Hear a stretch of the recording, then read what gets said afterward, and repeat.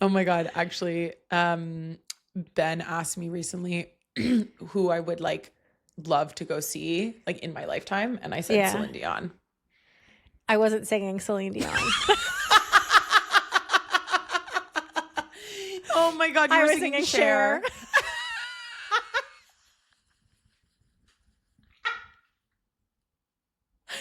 Okay, wait, that was like one of those experiences where Oh like my God. you're like mid saying something. Like I was mid finishing that sentence and I And you're like, immediately knew. no, no, I was like, that wasn't Celine Dion. wrong That was pop Cher. icon. Great song though. Yeah. So I always tend to do things as Megan hits record, but like as it's counting down, it's before we actually get to recording. And I started singing Believe by Cher, which is my go-to karaoke song. And not a bad rendition, I must say. My No, Cher voice is not okay. it was fine. Well, I at thought least it was I Celine knew who Dion. it was. So But hi, guys. Welcome back to It's Cool Us Too, the podcast for women in their 30s that are trying to build their dream life on their terms, their rules, their timeline, and their way. absolutely. We're in a bit of a mood. It is a Monday. As we said in last week's not last week, because this will come out way later, but in the episode we recorded on the weekend, we're not good on a Monday, typically. Yeah, it was it was quite a day. It was quite a day, which we didn't even get into before jumping on, but just like super busy Monday.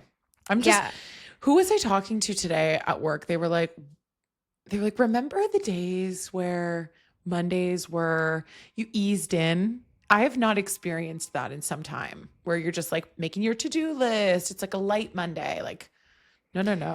No light Mondays here. It's like I get in and I'm like, do, and then they just like shove a fire hose at me, and it's like you're drinking from a fire hose all day long. Yeah. Anyways, that's neither here nor there. We're not going to do a bit of an update. We're going to go straight in. This is going to be a bit of a quickie by our standards, I think. Yeah. But Meg came across this article. I'll let you kind of tee it up, but it just felt like such an interesting concept and so aligned with like the ethos of the pod, a lot of the things that we talk about, some things that I think many of our listeners probably face or contemplate continuously. So it just felt very relevant for us to have a bit of a chat about. Yeah. Yeah. I think when we talk about the purpose behind the pod, like this idea of designing your dream life, but also this idea that you're not behind, like you're becoming the version of yourself you want. When I came across this article, it's by a creator on Substack called Kiki. It's called Why Do I Always Want to Be Somewhere I'm Not? And we will link it in the show notes. It just felt so relevant. Essentially, she talks about the concept of destination addiction, which isn't her concept. It's something that a psychologist, oh gosh, can't remember his name. It's in the article. It's in the article, but essentially it's this idea that the life that you actually want is one move away, or it's like a job away or a city away. So Kiki starts the article by essentially saying that she moved from Johannesburg to Vancouver like a year and a half ago. Not even, I think she said 14 months. And she's already looking at apartments in Brooklyn, New York. And she's like, why am I like this? Like, why have I, completely uprooted my life? I'm in the middle of building this brand new life in Vancouver. And yet I'm already thinking about what the next best thing would be. And it's not just about where you live. Like, obviously, Nicole and I have lived abroad. And so there's like the expat of all of this idea of like, for me, I know that it's very, what's the word I'm looking for? I love the idea essentially of moving somewhere you have a clean slate. Everything is fresh. You're like taking in all of this newness. That's something that brings me a lot of joy. So I like seek it out from a, place or city perspective. Yeah. But this could also be, who you're dating or your clothes or, updating your apartment or hitting a milestone or changing jobs. Like this kind of relates to this to sort of any facet of your life. And we just thought it would be a really interesting topic to explore with each other. Yeah. Um, Because it yeah. basically just assumes that, not assumes, but it's the idea that now is not enough and your happiness is one decision or one moment or one opportunity away. And it's just never fully in the moment you're in at present. Yeah. And you said something interesting about how it reminded you of manifestation, which I thought was kind of Mm. cool. Well, it's this whole concept of like, well, not even, okay, before I get into that, I feel like this resonated with me so much because even I'll use work for an example. I'm like, I just have to get through this one thing and then everything's going to be okay. I just have to get through this Mm, one project. I just have to get through this one week. I have to get through this busy period. And then everything is always and then versus why can I not just have things be continuously or at least more consistently be the then, but now. yeah. And it resonates with me because, I mean, it's like literally a word for what I describe where I'm like, maybe I'll just move to Bali. Yeah, which Or it's like a honestly sends phrase. my heart rate skyrocketing every time you bring up moving somewhere else. I'm like, must we? But it's this idea that you will be You'll be fixed. happier, you'll be fixed, your problems will be solved, everything will be fine. And the reality is the actual thing that you're running away from is something that you're just refusing to face in the here and now. Yeah. Or in your systems that have brought you to the here and now. So if I look at like work, I often will be like, just this one more week, just this moment in time, just this quarter, just this project. And it's like, well, no, if we've got problems and this is either this is baseline and we need to face facts, or we need to rethink our systems and our strategies. Well, that's sort of what I was going to say though, because I think, yes, a lot of the time, probably the majority of the time, no, hopefully the majority of the time, when you have that desire to like move somewhere or, give your notice in or whatever, like when you have that Blow up your desire, life. most of the time, yeah, blow up your life. Most of the time it's stemming from you need to look inward and figure out what's going on. But that's the hard part is like learning to figure out when it's actually okay, we do need to look at, my friends, my relationship, my city, my job. Because it to me at least, I struggle to trust myself to know sort of the difference sometimes of like, Yeah. is this like a situational problem or is this like a me problem? Mm. Can you explain more what you mean by that? Like, is the situation that I'm in actually not serving me? Or am I just not doing the work or putting the work in to understand how I make the situation serve me? Like, am I misaligned? Should I not be doing this? Should I not be here? Should I be exploring something different? Or am I just not listening to myself or like making changes that would make this situation better? I don't think it's not listening. I think it's just actively ignoring or like refusing to face something because maybe deep down we recognize that there's something that's going to take either a little bit more work or is a little Yeah. bit more challenging to face directly. And so rather than deal with that, we like cut our losses or pivot or move on much faster than we maybe should be, which is almost causing a limitation in our growth and development as human beings. So I had a realization, again, we did an episode a little bit ago about decentering work, where the problem in a lot of this is me. Like, hi, it's me, I'm the Totally. problem in how I approach things. It's not necessarily like I could change jobs tomorrow and be like, it's just this job. Like, and again, I do love my job. I don't want to, don't fire me. That's not the issue here. My issue is how I'm showing up, what I take on, how Mm, I take things personally, that is going to be the same until I fix that, regardless of the environment or the role that I'm in or anything else. That is a me problem that I need to address. You know, I think oftentimes we look at things in our lives, like we'll use relationships. It's like, well, I will be happy if, or I will be happy when I get into a relationship.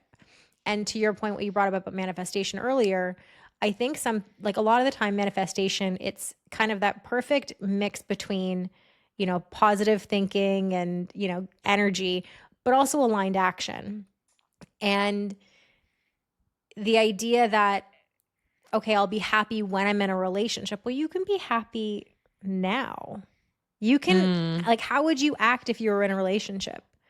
What would you do if you were in a relationship? How would you behave? How would you walk through your day? If you say things like, I'll be happy when I lose 10 pounds, right? I'm using more of like that as a specific, but it's not to say that that would actually make you happier. But like, if you say, I'll be happier when I lose 10 pounds, well, why? What's changing? Is it Yeah. how you love yourself? Is it how you show up every day? Is it how you carry yourself? Is it how your clothes fit? Is it your confidence? Is it the person who has lost 10 pounds through their habits, routines, and actions? And that's maybe what's going to drive you and give you more confidence versus the actual end result. And I think what this really made me think of is we're so eager to get to the destination, and we're constantly chasing when we get to that destination and realize maybe that it's not actually what we thought it was going to be or doesn't live up to our standards. And so we're like, okay, on to the next. But the reality is a lot of that happiness, a lot of that peace, a lot of that excitement comes from the journey, not the destination. Yeah, and all of this is complicated because of another concept that Kiki introduces in the article called hedonic. In a Hedonic. memento. Hedonic adaptation. Yeah. So, and this is just the idea that we tend to get used to change in our lives. So, like, even really big, exciting changes. So, say you move to London, in our case, eventually you do return to an emotional baseline. So, like, once you hit, it doesn't have to be moving, but like you hit the milestone, at first it feels amazing, but after a while, I mean, we've all experienced this. It just sort of becomes your normal, like the excitement fades. And I think that is our brain looking for the next thing. So like part of it is we're hardwired to seek that dopamine hit. And I think the thing I'm wrestling with, or the part that really resonated with me about this piece, is how do I seek out like newness and excitement and be more present in the life that I've built currently, as opposed to, as I do every November, say, okay, maybe I need to uproot my life and move somewhere else because that's going to solve everything for me. So I think that's why for me, I was like, damn, I think this girl's like 23, 24. I was like, you're fucking brilliant. Way like, ahead of the game. Way ahead of the game. Can I ask you a very personal question? Go for it. We can take this out if we need to. She did not wait, by the way. She was like, can I ask you a very personal question? And I'm rolling into it. Well, I feel like I can take it out if it doesn't go well. What is it that you feel every November, as an example, is going to be solved if you were to quit your job and move abroad? Like, what's the thing that you're avoiding or the thing that you're chasing? Yeah, so there's like a few things that are going on. A lot of it is like seasonal effectiveness. Like I'm like 1,000%. Like I'm like, oh my God, I hate living here because it's awful Freezing and dark and freezing. And like I just don't like that at all. So that's one very like logical reason that I think it comes up. But I think I definitely struggle with the idea of being too settled anywhere. I mean, I love to travel. I also love the idea that like, I hate the idea of getting older and kind of missing out on new experiences. Like I think my brain is sort of hardwired into thinking that, there's not going to be any more new experiences. Like you're not going to live anywhere. Oh, it's like new. holding on to the past almost, or like not willing like, to like let go of this time of your life. Yeah, I think so. Like whenever someone tells me that they're starting to try for kids, or they're like, I don't know, moving into the suburbs to get a beautiful, bigger home for their family, I'm like, oh my God, we're getting older. you know? And so I think that there's that. It's not like a judgment. I'm actually really excited for them because that's what they Yeah. want. But for me, I'm like so attached to the idea of being able to do whatever I want and like feel young, I think. It's like fear of time running out. Yeah, I think so. Yeah, I Yeah. hear that. It's just so interesting, like all the things that it's like you're walking through a house of mirrors, I think, with this concept. But you're walking through like this. You're like, nope, I just need to get to the other end. I'm not actually going to look around at the sides and all the mirrors and what it's pointing out to me and all the things that I'm avoiding. And Yeah. I'll touch and feel my way through to the other side, and then everything is going to be okay. And the reality It's so is you true. get to the next room and it's another house of mirrors, and you're like, well, fuck, I have to take like, nope, not doing this. So it's just, yeah, it's And I mean, what version of yourself, like, because I'm sure you do this with facets of your life. You don't often talk Yeah. about wanting to move to Bali, but like, it's not really my thing that I'm avoiding, really but yes. but in different facets of your life, like which version of yourself do you expect would be there when you're looking at like, ooh, the next, like, I want to get to the next stage. Like which version of you are you expecting to be there and be happier? I think it's the version of me that has it all figured out. The version of me that is I don't know the right way to say this. It's almost like the version of me that's good, like good enough. Oh, wow. Yeah. So you don't feel like you're good enough right now? Well, Megan, I talk at nauseum with my therapist about my worth issues and self-confidence issues. And like, which is a lot of it's just based on things that like I feel and have no basis in reality. Totally. And I think I assume that if I achieve this thing or I reach this next level or the next thing happens for me or to me, well, then I'm good enough. I'm worth it. So Yeah. where that's more, I think it's a very big internal issue for me. And part of it is like conditioning that we're all, subjected to as we grow up. Mm-hmm. But I would say that's probably the basis. So like for me, if I'm like, okay, well, I'm going to lose this much weight or I'm going to, do all these things and then I'll be happy because then I'll be good enough. Then I'll have the right body and do all these things. When the reality is that will not bring me happiness. And what I've realized, and this is even in my journey with my own body in the last, probably since the fall, it's more, okay, well, how am I going to nourish my body? How am I going to move my body? How am I paying attention to like my macros and all of these things? And I've changed my approach. That's like the one room in my house of mirrors that I've very actively taken my blinders off to evaluate these things, name the things that I'm feeling, and just change the approach to it versus being like, I'm only going to eat vegetables for like 6 months kind of thing. So yeah, I think that's where a lot of mine comes from. And it's a constant struggle. But I just assume that, well, if I have this body, if I make this much money, if I have this partner, if I become a mom, well, then I must be good enough. And the reality is that I am inherently good enough as is. Yeah. Absolutely true. That was an affirmation for myself. Yeah. I think it's interesting how both of us take this like in such different sort of ways. Well, we're so different people. Yeah. Yeah. I also think sometimes, and this is where I've noticed even my own pattern of escapism and using social media as a method of escapism, I almost feel like sometimes when I'm overstimulated or I'm like kind of at my wit's end, but then I'm also simultaneously bored. Yeah. It's almost like I'm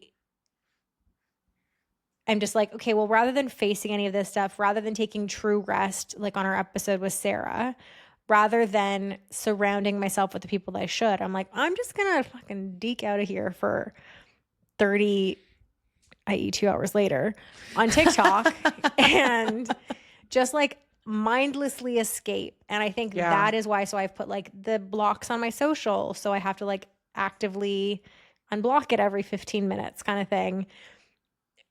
That is something that I've noticed for me where it's not that act of actually assuming things are better, but I find I'm leaning into that as a coping mechanism to avoid dealing with the thing that. Right. And like it's almost like the stuff that you're consuming on TikTok or Instagram. That's because I think a lot of what we're doing when we're scrolling is we're like, and you and I will be sending each other things. It's like a lot of it is like aspirational, kind of in the way that you would be on TikTok. Like that's like all the stuff I save on TikTok. I'm like, ooh, I love the vibe of this dinner party tablescape, or I want to go to this place in Italy for a vacation or whatever. And I think that there's something connected to like the way that we're scrolling and like letting our brain kind of just go on autopilot and be like, ooh, okay, like imagine if this was our life. And it's the least productive way of doing that, but it's almost feeding into this like destination addiction thing. Cause you're like, Yeah. ooh, I could end up, if I just scroll hard enough, maybe I'll feel get good. there. I'll get the inspiration and then I'll change my life. Yes. But in reality, what it's doing is it's making us just scroll more and feel worse about ourselves. Yeah. What do you think that you're running towards? Like, I think we talked a little bit about what we're both running from ish. Well, you've talked about, running to a more good version of yourself or like a better version of yourself. I think I'm running towards like new experiences and like more excitement, or like I love, like I'm the type of person, I really resonated with this article because she talked about loving like being in a new place. Like that's why I like go to Mexico City for a couple of weeks and work. Like that's why I want to always have a trip on the horizon, because I'm thinking like, ooh, what like new things am I going to be picking up? So I think it goes back to what I sort of said about this idea of stagnation or being somewhere where you're not like inspired. I think that that's what I'm running towards, is like inspiration, newness, getting really like, honestly, like it's cheesy, but like your soul feels fed. Like my soul feels fed by new experiences and new places. So that's what I feel like I'm running towards specifically when we're talking about like moving to Bali or whatever. But I guess when it comes to just the concept more generally, like what am I running towards? It's a version of my life where I feel that way most of the time, which truthfully is probably not realistic. Mm-hmm. Right? Like it's a romanticized version of life. It's a romanticized version of your life. It's pretty hard to, put down roots and build a community and a life, which is something I love.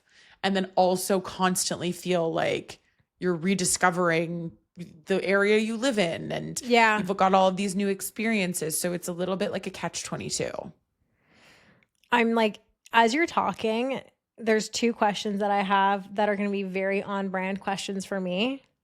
Okay. The first is, do you think that the difference in how we both took this concept and article is down to the fact that I'm an introvert and you're an extrovert?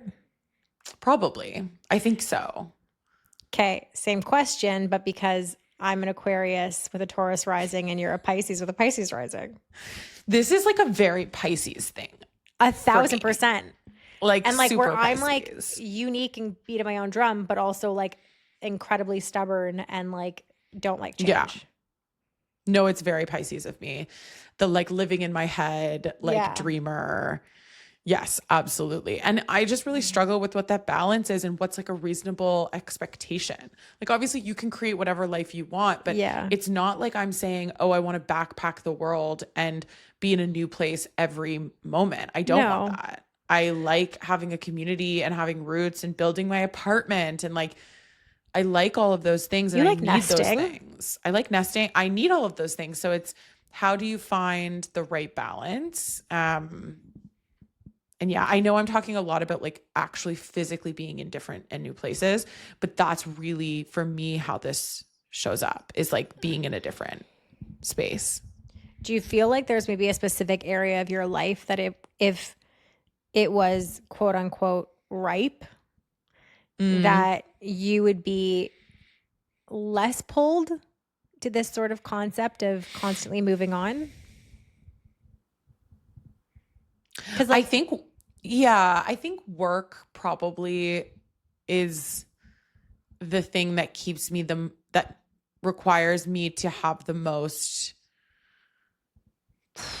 is it stability? Like, I don't know. It's the thing that requires me to, it just takes up so much of my energy. So I think if yeah, work was different and if I had chosen to do something different or like if I was doing something different, I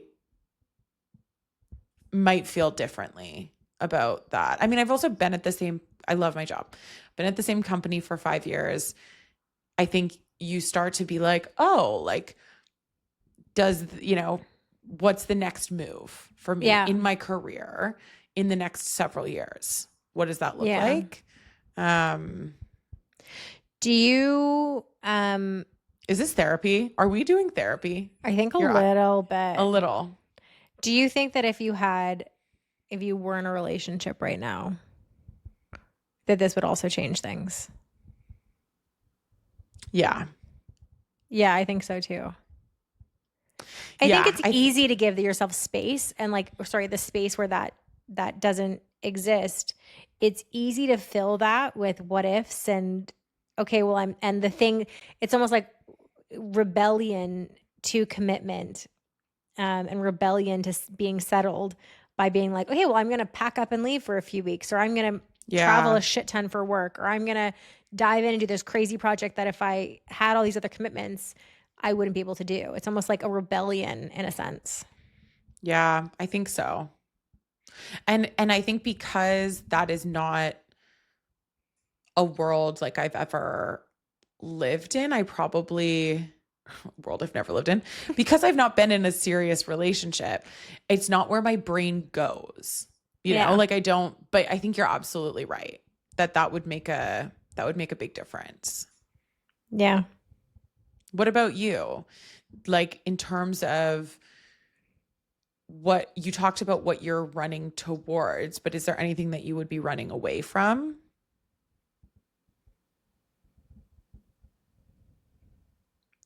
If running away from if what? Well, as in like is there anything right now that you feel like is stopping you from being quote unquote a good version of yourself other than the self-confidence piece? I think it's just facing the fact that like some things take more work and like Mm, even actively changing things around, how I approach or feel about different aspects in my wheel of life. How'd you like that callback? nicely Um, done. and I think there's some things that very naturally come so easy to me. Mm, And I assume that all things should be the same and they're not. And I think I'm running away from the fact that I'm going to require more effort in certain categories and more intention. Like I've definitely fallen off the wagon as it relates to like my physical health in the last little bit. Like I need to be going back, not even just for physical, but more like mental stuff right yeah. now. Um, so it's like, okay, I need to fucking carve out time for this. I need to carve out time for this. I need to be getting better sleep. I need to And it's just that effort when I already feel, I think right now, so overstimulated and so burdened and like burnt out in a lot of ways that it's like, all right, let's add one more thing. But the reality is I Totally. do have the time. It's just I spend it Like dicking around on scrolling. stuff that Yeah. like isn't actually adding value, but it's a nice little escape and dopamine hit for myself. So it's just like retraining myself. I think the thing that I'm running away from, but would like to be running towards, is becoming the woman I want to be from my habits, my practices, and the way that I show up in things, not by the things that I have, the things that I achieve, or the things that I accumulate. Yeah. I think the thing that scares me the most about this, and I thought that was really well said. I think that one of the things that scares me the most is like, that kind of relates to this idea of building the habit now, even if it's just like mentally building a habit. I get so nervous that I'm going to look back and realize that I was like wishing away some of the best years of my life because I was focused on what was going to happen next, or is there a better Like bracing place I could be? And like, I think about that. I mean, do you get served those TikToks that are like, you're going to die one day? Like, I get served all these TikToks where it's like people talking to camera being like, just live your life and don't worry about what's going to happen next and be present. And like, I always am like, yes, I need to do that. But I just haven't built the muscle to be as present as I would like to be. So that's like a habit that I need to start trying to form. Yeah, I think honestly, the thing for me that I think I'm gonna wake up is being like, I think there's a part of me that's scared that I'm gonna do all these like habits and build all the like practices in my life, not focus on the outcome, but just the inputs. And be like, well, fuck, I could have started this so much earlier. And almost then feel the regret of like not having done it faster. Or yeah, but that's a catch-22 because now you're like sitting here being like, oh, it's not even worth starting because I should have started 100%. It sooner. Or it's this whole idea and this concept of, okay, well, what if I try and I do all these inputs and I try everything and it still doesn't work? Yeah, that I feel very hard. So again,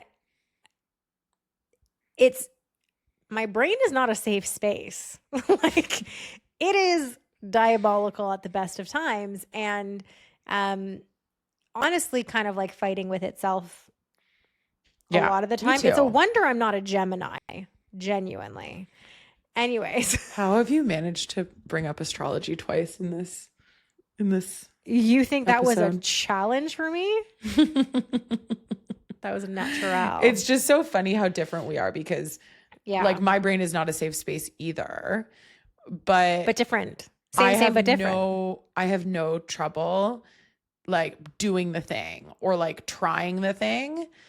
Where I struggle is like after it, like thinking about it or ruminating. It's so funny. This is why we're good partners, because I struggle before, and then once it's done, it's done. Yeah. You have no problem before. It's the after that really trips you up. Yeah. So we're either we're like the worst things to put together or the best things, depending on the situation. Yeah, I don't know which one.